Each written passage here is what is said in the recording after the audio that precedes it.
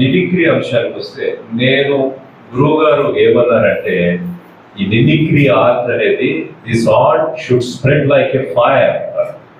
ఇది ఒక అగ్నిలాగా జాజ్వల్యమానంగా వెలుగొందాలి. This mimicry art should spread like a fire అన్నది ఆయన నినాదం. అయితే ఆయన కొన్ని సబ్జెక్టు తయారు చేశారు గురువు గారు మిమిక్రీలో. మిమిక్రీ ఆర్టిస్ట్కి బహుపాత్రాభినయం తెలిసి ఉండాలి అంట. అంటే అన్ని రకాలుగా యాక్ట్ చేయాలి మిమిక్రీ ఆర్టిస్ట్ అనేవాడు. అట్లాగే అతడికి ఒక జర్నలిస్ట్కి ఉండే నాలెడ్జ్ ఉండాలి అన్నారు. అతడు రచయిత అయి ఉండాలి అన్నారు. అతడు నటుడై ఉండాలి అని అన్నారు. ఒక భాష మీద పట్టు ఉండాలి, జర్నలిస్ట్కి ఉండే తెలివితేటలు ఉండాలి, నటుడై ఉండాలి, బహుపాత్రాభినయం తెలిసి ఉండాలి. మిమిక్రీకి సంబంధించి మీరు ఒక వాయిస్ రావాలి అంటే ఒక ప్రకాష్ రాజ్ గారి వాయిస్ అనేది కొద్దో గొప్ప అటు ఇటు తేడా ఉండొచ్చేమో, కానీ మీరు ఒక వాయిస్ని యాజ్ ఇట్ ఈజ్గా అతను ఒక సినిమాలో చెప్పిన డైలాగ్ని ప్రజెంట్ చేస్తే పాపం ప్రేక్షకులు వాళ్ళే కనెక్ట్ అయితే ప్రకాష్ రాజ్ అని స్వప్న సంక్రాంతి గుర్తు అయితే అందులో గొప్ప అన్న డైలాగ్ ఉందనుకోండి, దాన్ని యాజ్ ఇట్ ఈజ్గా మీరు బట్టి పట్టండి. ఫస్ట్ ఇప్పుడు ఒక వాట్ ఈస్ ద మిమిక్రీ అంటే the best copy of original. అది ఎప్పటికైనా జిరాక్సే. ఒక నోటుని మనం ఎంత అద్భుతంగా జిరాక్స్ చేస్తే దొంగ రోడ్ అవుతుంది, కానీ తెలిస్తే మన పోలీసు తీసుకొని లోపలేస్తారు అవుతుంది కానీ అది ఎప్పటికీ నోటు కాదు. అట్లాగే మనం ఎంత అత్యద్భుతంగా చేసినా అది బెస్ట్ కాపీ ఆఫ్ ఒరిజినలే. అది 90% చేయగలిగితే గొప్ప, నేనైతే 100% అని అనుకో. అయితే ఇందులో ఒక బొమ్మ గీయమంటే మన చంద్రబాబు నాయుడు గారి బొమ్మను శ్రీధర్ గారు ఒకలాగా గీయచ్చు, కార్టూన్ అనుకుంటాం, జావేద్ ఒకలాగా గీయచ్చు, శంకర్ ఒకలాగా గీయచ్చు. కానీ చంద్రబాబు నాయుడే చిన్న గడ్డలా పెట్టి ఇట్లా హెయిర్ స్టైల్లా పెట్టి ఇలాంటి చంద్రబాబు నాయుడు గారు అనిపిస్తుంది. కానీ ఎవరు అత్యద్భుతంగా వేశారంటే అందులో శ్రీధర్కు శంకర్ గారికి కొన్ని మార్కులు ఎక్కువ పడవచ్చు. అంత మార్పు వచ్చే చంద్రబాబు నాయుడు బొమ్మ కాకుండా. అట్లాగే మీరు ఒక వాయిస్ చేయండి, ప్రజెంట్ చేయండి యాజ్ ఇట్ ఈస్గా. మీకు అపలాన్నట్లు చెప్తున్నట్టుగా అనిపిస్తుంది. దీనిలో పాజెస్, పంక్చుయేషన్స్ అని ఉంటాయి.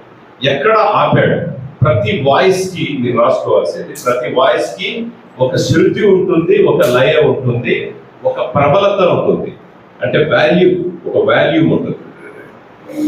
శృతి, లయ, ఒక ప్రబలత, వాల్యూమ్ ఉంటుంది. అంటే రవిశంకర్ గారు అద్భుతం వస్తా ఆయన ఆ రేంజ్ లో వాయిస్ తీయడు పాట అద్భుతంగా. అట్లాగే రీసెంట్ గా నేను తమిళంలో కూడా బాగా ఇబ్బంది పెట్టుకున్న సందర్భాలు. శృతి, లయ, ప్రబలత అంటే వాయిస్ యొక్క ఆడిబిలిటీ, ఈ మూడు మనం ఫాలో కావాలి. అతను ఏ సౌండ్ లో చెప్తున్నాడు అనేది చాలా ఇంపార్టెంట్. పెళ్లికి పిడికి ఒకే మంత్రం లాగా ఆ వాయిస్ ని మీరు అతను లోలో చేసిన వాయిస్ ని హైలో చేయొద్దు, హైలో చేసిన వాయిస్ ని లోలో చేయొద్దు. సో రామగోపాలరావు గారి వాయిసే ఉంది. ఎవరికండి పెళ్లి సంబంధం? నాకే. అదేంటండి ఏం నీకు అనుకున్నావా? ఇంట్లో పెళ్లికి ఎదిగిన ఒక అమ్మాయి ఉండగా సంబంధం ఇవ్వండి. అప్పుడు జయప్రభ గారు నన్ను నేను సత్యభావన చేసుకుంటాను. ఇచ్చిందా నేను చెప్పిన వాళ్ళు నువ్వు పెళ్లి చేసుకున్నావు అనుకో, వాడు నీకు ఒక్క రాజకీయ మొగుడు అవుతాడు. అది కాదని సత్యంగా చేసుకుంటే వాడు నీకు నాకు మొగుడు అవుతాడు. నేనేమి అమ్మాయికి మొగుడు అంటే నాకు ఇంకో కప్పు కూడా. అలాగే నేను చాలా మంది ఈ సందర్భంగా మిమిక్రాట్స్ చెప్పదలుచుకునేది, మీరు పాత సన్నివేశాల్లో అద్భుతమైన మిమిక్రీ కామెడీ ఉన్న డైలాగ్ అది తీసుకోండి. పోతాయి కామెడీ చేయకుండా ఉన్నట్టు తీసుకోండి. రావు రమేష్ గారు ఎప్పుడు కలిసినప్పుడు ఆ నాన్నగారి గురించి మాట్లాడతారు. చాలా ఫ్రెండ్లీగా ఉంటారు నాతో. రీసెంట్ గా విశ్వంబర డబ్బింగ్ లో కూడా కలుసుకున్నాం మేము. ఆయన చాలా అద్భుతమైన వాయిస్. రామగోపాలరావు గారి వాయిస్ అలా ఉంటే ఆయన వాయిస్ కొంచెం షార్ప్ గా ఉంటుంది. ఆయన కూడా దాన్ని మర్చుకున్న విధానం, అది 400 సంవత్సరాలుగా రాస్తున్న ఉదయ చరిత్ర వచ్చేసాడా అని ఆయన అలా మలుచుకున్నాడు, ఆయన వాయిస్ అలా చేసుకున్నాడు. బ్రహ్మోత్సవం అని సినిమా మహేష్ బాబు దానిలో రావు గోపాలరావు గారి చిన్న యానిమేటెడ్ చేసి దానికి నాతో డబ్బింగ్ చెప్పించిన తర్వాత రావు రమేష్ గారికి ఇంకా బాగుంటుందని ఆయన పిలిపిస్తే ఆయన నేను చేశానికి చాలా బాగుందండి, ఎంతకంటే మనం ఇంకా చెప్పేది ఏం లేదు, కాకపోతే అక్కడక్కడ రే ఎరా ఇలాంటి యాడ్ చేసుకుంటే మా నాన్నగారు నన్ను అన్నట్టు అనుకుంటానండి, నేను అనుకుని యాడ్ చేయండి అన్న. అది అది గ్రేట్ మ్యాన్. ఆయన నేను లేదని బాగా చెప్పాడు, నా వాయిస్ వచ్చిందని చెప్పారు. మిమిక్రీ కళ రావడం వల్ల డబ్బింగ్కి చాలా ఉపయోగం. అంటే డబ్బింగ్లో సక్సెస్ అవ్వాలంటే ఒక సింగర్ అయినా, ఒక మిమిక్రీ ఆర్టిస్టు అయినా, లేదా నటుడు అయినా, నటనలో భాగమే డబ్బింగ్, అది ఇది వేరే కాదు. నటనలో ఆఫ్ యాక్టింగ్ డబ్బింగ్. మనకు చతుర్విధ అభినయాలు ఉన్నాయి, రాసుకోండి. మీకు తెలుసు, సాత్వికాభినయం అంటే ఫేషియల్ ఎక్స్ప్రెషన్స్, ముఖ కవళికల ద్వారా చేసేటటువంటి అభినయం సాత్వికాభినయం. అది సాత్వికాభినయం, ఫేషియల్ ఎక్స్ప్రెషన్స్. రెండవది వాచికాభినయం, ఇదే ఈ వాచికాభినయమే వాచికాభినయం డబ్బింగ్. మూడవది ఆంగికాభినయం, ఆంగికాభినయం acting with the help of postures and gestures అంటాం. నాలుగవది ఆహార్యాభినయం, acting with getups, costumes and makeup. ఆహార్యాభినయం, ఆహా హాకు దీర్ఘం, రాకు దీర్ఘం, కింద యావత్తు భాగవత్. ఇవన్నీ కరెక్ట్ గా మరీ కఠినంగా కూడా పలకూడదు. నాకు గంగాధర శాస్త్రి గారు చెప్పారు, ఒక ఆయన భగవద్గీత పేరు ముందు మాట చెప్పించారు నాతో, మిత్రమా ఏదో మనకు భాషంతా వచ్చేసిందని చెప్పి దాన్ని కఠినంగా కర్కశంగా పలకూడదు. ఎలా ఉండాలంటే పిల్లి తన పిల్లని నోట కరుచుకుంటుంది, కానీ వాటి కూరలు వాటి బెడ్లోకి దిగవు, అంత సున్నితంగా వస్తాయి. ఏదో తెలిసింది కదా, అభివృద్ధి భారతదేశం ఇట్లా కర్మ కఠోరంగా పలుకుతుందండి. చాలా మంది ఇది నాకు ఇక్కడ వచ్చేసిందని చెప్పి బీభత్సం సున్నితంగానే ఉండాలి. సో అట్లాగా ఆయన చెప్పాడు, నాకు విషయం చెప్పాడు. నాకు వచ్చి చాలా నేర్చుకున్నాను నేను. భగవద్గీతకి ముందు మాట చెప్పాల్సింటే ఫస్ట్ ఎక్కడి నుంచి స్టార్ట్ అయింది, ప్రథమాధ్యాయం, ద్వితీయాధ్యాయం, ఇందులో ఏముంటాయి, క్షేత్రజ్ఞ విభాగ యోగం, ఇవన్నీ ఇలాంటివి ఉన్నప్పుడు ఈ బ్యాటరీ వాయిస్ ఈ ఎలా పలకాలి దాన్ని చాలా నేర్చుకున్నాను. నేను డబ్బింగ్ లోకి వచ్చిన 2010లో చేశాను. నేను డబ్బింగ్ లోకి వచ్చిన తర్వాత 12 ఏళ్ల తర్వాత అది నాకు ఒక పెద్ద ఏమంటారు గురుగారు, అది మళ్ళీ నేర్చుకునే ఒక వర్క్షాప్ లాగా అయింది నాకు. అది చాలా చాలా చెప్పారు, చాలా అనొద్దండి, చాలా అంటే మళ్ళీ ఇదే తప్పదు, చాలా అనాలి. ఇక్కడి నుంచి నేర్చుకోవాలి మనం భాష. గుడ్ ప్రజెంటేషన్ అంటే ఇందాక అక్కడ ఆగింది మనకు. అందుకోసమే భరతము నాట్య శాస్త్రంలో కూడా ఆంగికం భవనం నియస్య వాచకం సర్వవాంగ్మై ఆహార్యం చంద్రతారాన్ని వందే సాత్వికం శివం. అంటే అది స్వామికి భువన బాండాలంటే ఇట్లా ఆహార్యానికి అదే ఆ పద్యంలో అశ్లోకం అర్థం. అది మనం ఒక గుడ్ ప్రజెంటేషన్, అక్షరాల్ని కరెక్ట్ గా చెప్పి మీరు ఒక డైలాగ్ చెప్పితే అది మిమిక్రీయే. ఎందుకంటే మిమిక్రీ గొప్పది, ఎంత గొప్పది అంటే చేసేవాడికి ఆ వ్యక్తి ఎవరో తెలియాలి, వినేవాళ్ళకి ఆ వ్యక్తి ఎవరో తెలియాలి, లేకపోతే కనెక్ట్ అవ్వరు గురువు గారు. మనం గొప్ప అనుకుంటాం. మేము యూత్ ఫెస్టివల్స్కి వెళ్ళాం బెంగళూరు. అక్కడ వాళ్ళు ఏదో వాయిస్ చేస్తున్నారు, ఎవరైనా 4 రకాలుగా ఏదో చేస్తున్నాడు. మా గురువు గారు కూడా చాలా బాగా చేసేవారు. తమిళ జీబ్రిష్ లో చేసేవారు గురువు గారు. నాకు పోట్రస్తమా అని ఒక దగ్గర ఒక అర్థం చేస్తున్నాడు. తర్వాత ఇంకొక వాయిస్ ఇట్లా 4 రకాలుగా మారుస్తున్నాడు అనిపించింది. కానీ వీడు 4 రకాల వాయిస్ మాకేం తెలుసు, ఆ యాక్టర్లు మనకు తెలియదు కదా.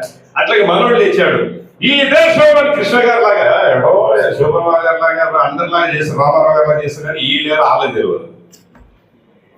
కాబట్టి ఇక్కడ చేసేవాడికి దానికి కనెక్ట్ అయి ఉండాలి, వినేవాడు కూడా కనెక్ట్ అయి ఉండాలి. ఇది అంత సూత్రం, చాలా గొప్ప సూత్రం ఇది. లేకపోతే అరణ్య రోదన అవుతుంది. గురువు గారు ఒక విషయం చెప్పారు. మేము టై పడింది, 2 ఆర్టిస్టులకి టై పడింది. టై పడినప్పుడు ఒక అబ్బాయి ఏమో మన జీవన్ గారు ఏమంటారంటే, గురుగారు సీట్ ఎవరికి ఇద్దాం, ఎవరికి ఇవ్వాలనుకున్నాను ఆయన అలా వెంకట్కి ఇద్దామంటే, నేను నాగార్జున వాయిస్ బాగా చేశాను, నా ఉద్దేశంలో కిరణ్కి ఇవ్వండి నాయన అంటాడు. అతను ఏదో పంది వాయిస్ చేశాడు గురుగారు అంటే, గురుగారు నాయన నాగార్జున మనకే తెలుసు, పంది ప్రపంచానికి తెలుసు.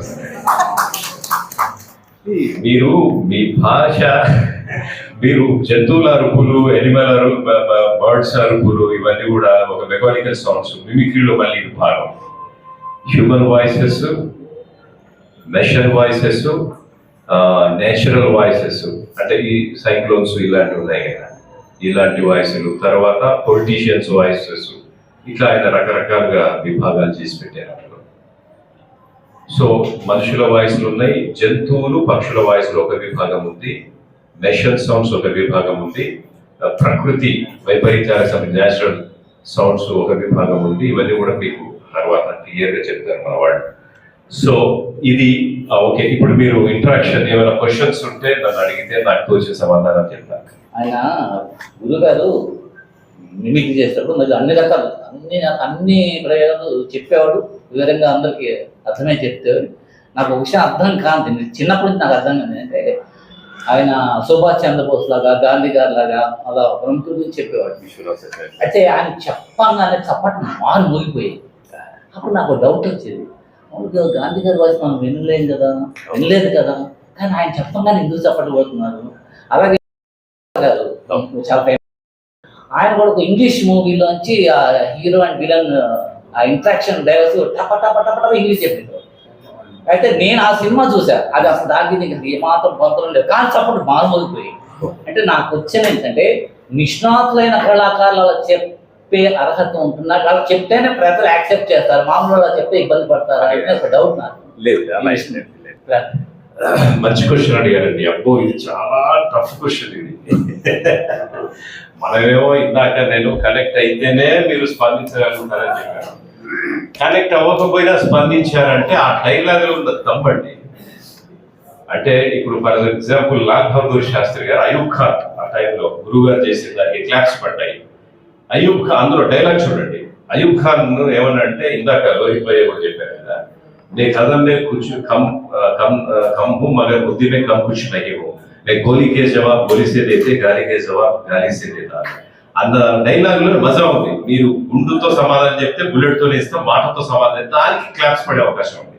అదే విధంగా సౌండ్స్ కి మీరు మెకలస్ గోల్డ్ గాని గురువు గారు చేసిన 10 కమాండ్మెంట్స్ లో కానీ ఆ ఇంగ్లీష్ నటుల ఒక భావగాంభీర్యత, గ్రెగ్ రిపెక్ గారు వీళ్ళంతా, ఉమర్ షరీఫ్ వీళ్ళంతా చేసిన, వీళ్ళు చేసిన గుర్రపు సౌండ్లు, ఇసుకలో గుర్రం నడిపేశారు, వాటి కూడా వీళ్ళు సంభ్రమాశ్చర్యానికి గురయ్యారు.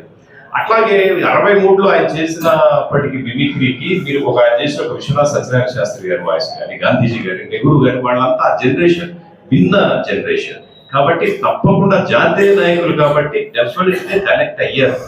ఇంగ్లీష్ మూవీ చూడకపోయినా, ఎందుకంటే ఆ గుర్రం సౌండ్, ఆ తుపాకీ కాల్చిన సౌండ్, ఆయన ట్రంపెట్స్ ఇవన్నీ చేసేవారు కాబట్టి డెఫినెట్ గా అందులో విషయం లేకపోతే మాత్రం స్పందనకు గురవరు. రసానుభూతి, పరానుభూతి, ఎంఫసైజేషన్ అనేది కలగదు. తప్పకుండా అందులో విషయం అంటే ఒక్కొక్క నటుల్ని బాగా పైకి తెచ్చిన డైలాగులు ఉన్నాయి. మనకు శ్రీహరి గారు ఎన్ని డైలాగులు చెప్పినా కూడా షేర్ ఖాన్ డైలాగ్ అన్నది ఆయనకు బాగా, నేను శ్రీహరి గారికి ఒక సినిమాలో డబ్బింగ్ చెప్పాను, అది చెప్తే మీకు ఎక్కదు. కానీ అదే మగధీరలో డైలాగ్ చెప్తే, ఫర్ ఎగ్జాంపుల్ రసానుభూతి విషయానికి వచ్చి, అది మామూలుగా శ్రీహరి గారు శతద్రువంశం 100 మందిని చంపిగాని చావని వీరవంశం, నువ్వు చెప్పింది ఉట్టి బుర్రకథని నిరూపిస్తా, యువరాణిని వదిలిపెట్టు, నిన్ను ప్రాణాలతో వదిలేస్తా, నేను నీకు మాటిస్తున్నాను షేర్ ఖాన్, నాకు ప్రారంభించ పెడతావా అని ఈ రేంజ్ డైలాగ్ ఎవరైనా సరే ఇది ఏదో అరిచాడు అన్నదానికైతే సపోర్ట్ కొడతాడు, ఎవరు తెలియదు. అట్లాగే ప్రభాస్ డైలాగ్ అంతే కొట్ల, వీడిపోతాడు వాడిపోతాడు, అమ్మమ్మ కూడా ఇన్నాళ్ళు గూటికెచ్చావు అన్నారు, ఒక్క అడుగు అనగానే క్లాప్స్ కొట్టారు. సో అదే ఎవరైనా సరే ఆ వాయిస్ లో ఉన్నటువంటి గాఢతకి, ఆ వాయిస్ లో ఉన్నటువంటి భావానికి, భావ వ్యక్తీకరణకి అది ఏ లాంగ్వేజ్ కానీ ఆ డైలాగ్ అర్థం కాదండి, ఆయన క్లాప్స్ కొట్టేవారు అంటే ఆ అందులో ఉన్నటువంటి భావోద్వేగం ప్రేక్షకుల్ని రసానుభూతికి గురి చేస్తుంది.